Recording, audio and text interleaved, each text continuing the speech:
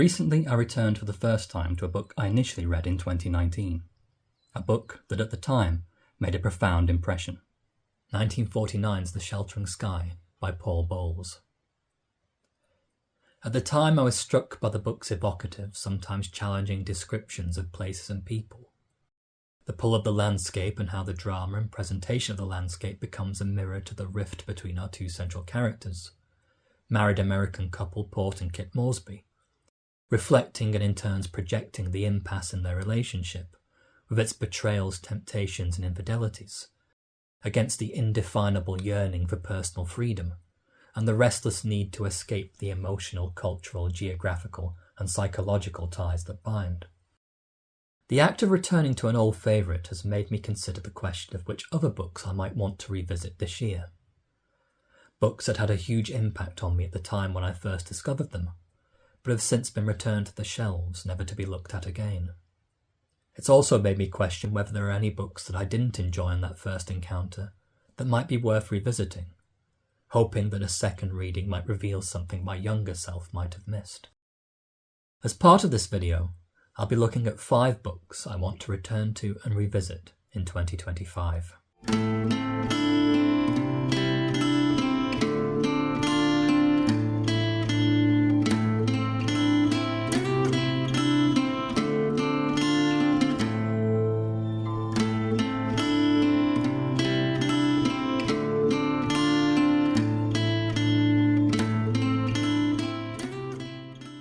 Book 1. The Vanishing Futurist by Charlotte Hobson. First published in 2016, this was one of those rare instances where I picked up a new release. As a reader, most of the time I'm drawn to older books. I don't know why. But every so often when I'm wandering through my local Waterstones, I spot one of the new releases displayed towards the front of the store, and it immediately draws me in. Normally it's the covers of these books that capture my attention, and this was definitely true for The Vanishing Futurist. Set in Moscow in 1918, the artwork and typeface of the cover here really captures and evokes the style of Russian art from the same period, drawing as it does on the influences of the avant-garde, constructivism and of course the Futurists themselves. This is a book I really enjoyed when I first read it. The combination of character study, slow-burning mystery and turbulent relationship drama really drew me in, although with time my memory of the overall theme or resolution of the book has faded.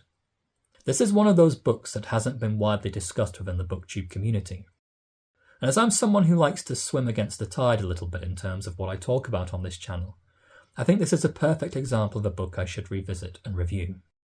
Book 2. The Haunting of Hill House by Shirley Jackson. I first read The Haunting of Hill House in 2018. At the time, I was familiar with it only in the context of its 2 film adaptations. The oldest from 1963, and the then more recent 1999 adaptation, both shortened the title of the story to The Haunting, and focused the narrative more on the wider ensemble of characters, rather than the single main protagonist. With the film versions in mind, I wasn't quite prepared for what a genuine literary masterpiece Jackson's book is. The writing is phenomenal, filled with uncanny, nightmarish sequences that transport the reader into an otherworldly realm of the fantastique, and yet the depth of its emotion and the richness of its themes are equally startling. While I was expected to find little more than a conventional haunted house mystery, the book is much more of a character study, seeing the events unfold through the eyes of our main protagonist, Eleanor Vance. Eleanor is a fragile, clearly haunted young woman who has sacrificed much of her own life to caring for an abusive mother. The early scenes of the book in which Eleanor is finally free of her mother's influence and takes off on a road trip across small-town America for a week of supernatural investigation at the titular Hill House evoke such an overwhelming feeling of freedom and liberation that it becomes as transformative for the reader as it is for the character herself. Although Jackson seems to have maintained that the book was explicitly about the supernatural, I tend to agree with the screenwriter of the 1963 film version, Nelson Gidding, who saw it as a book about a character suffering with mental illness. The book presents clear themes of guilt, trauma, and repression, including a radical for the period acknowledgement of homosexuality, in the implicit flirtations between Eleanor and the character of Theodora, each of which manifest in the character's perceptions of events at Hill House. Jackson's writing throughout is brilliant, suggestive, atmospheric, intelligent, and always emotionally charged. I'd like to return to this one in October, as it's a perfect read for spooky season, and those crisp, magical, darkening days where autumn turns slowly into winter. Book 3, Fiesta, or The Sun Also Rises, by Ernest Hemingway. The year was 2010. We'd taken my mum to the Lake District as part of a Mother's Day treat. After a 3-course lunch at a posh hotel, we made our way into the village, where we very quickly found a second-hand bookshop. Here I purchased 3 books: Underworld by Don DeLillo, The Golden Notebook by Doris Lessing, and the book in question. I had some definite trepidation going into a book by Hemingway. Here was someone whose politics and general outlook on life and masculinity were in stark contrast to my own.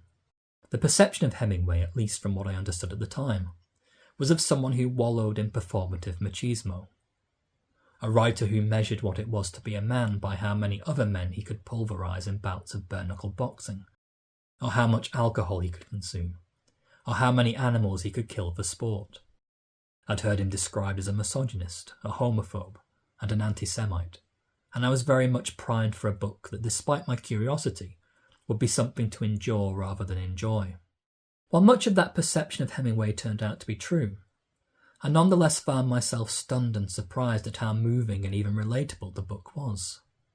Rather than feeling like an endorsement of what we now call toxic masculinity, the book was more about the vulnerability and even fragility of men who engage in acts of self-destruction, precisely because of that inability to allow themselves to feel or to be seen as vulnerable. There is a deep, broken-hearted sadness haunting the centre of this book, which comes from the conflict of a person having too many feelings, but no real outlet to properly express themselves beyond the Hemingway-esque obsessions with blood sports, drinking to hide the pain, and male rivalries and personal sparring as a surrogate for more intimate or supportive male friendships. I thought this was an amazing book, one where the final scene, which I won't spoil, brought tears to my eyes, because it felt like a mirror to the young man I was becoming at the time, lost, adrift, and entirely unsure of my own place in the world. And I'm interested to see if the book still speaks to me on that same level, more than a decade later. Book 4, Do Androids Dream of Electric Sheep, by Philip K. Dick. This was a book I first read in 2017, and it was the first book I'd read from Philip K. Dick. I've since read a number of Dick's other novels, including his prescient masterpiece The Penultimate Truth, which I read in 2024. At the time, I decided to read Do Androids Dream of Electric Sheep, in preparation for seeing the film Blade Runner 2049, which turned out to be a great work of cinema.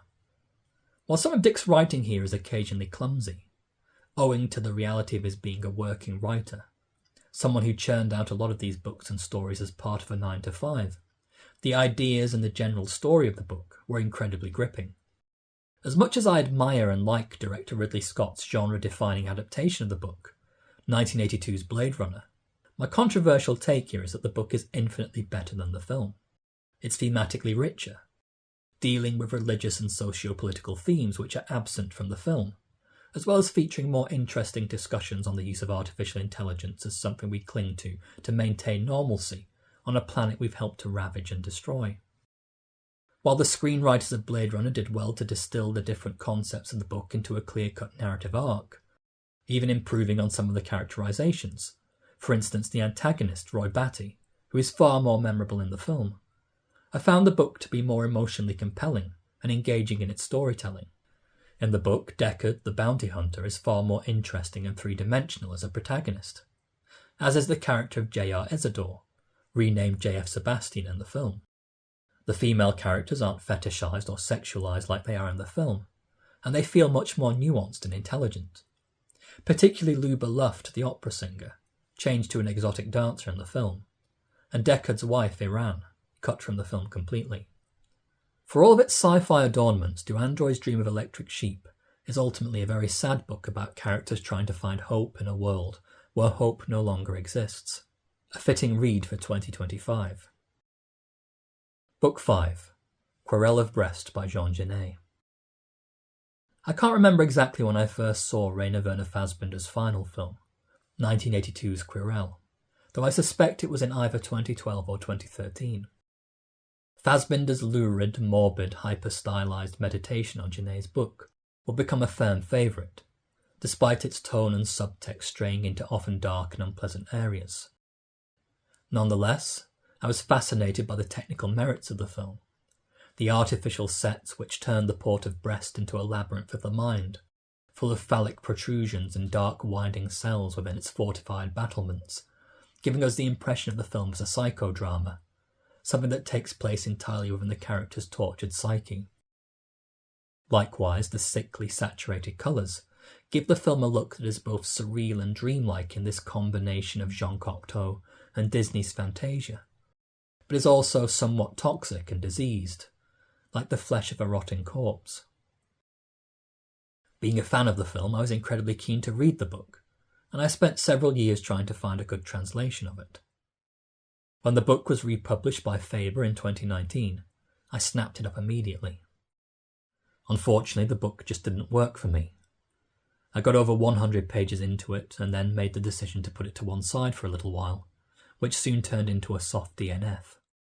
I think expectations from the film may have had a negative impact on the book, or perhaps something was lost in translation. But I hate being bested by a book, or missing out on a slow burn that might pick up pace and improve as the story progresses into its second half, so I do feel a definite urge to return to this one, and finally give the book a proper chance. So, that was my 5 books I want to revisit in 2025. If you have any thoughts on the books in question, or recommendations for similar books based on the books discussed here, then do let me know in the comments below. Likewise, I'd love to know what books you're planning to return to in 2025. As ever, thanks for watching.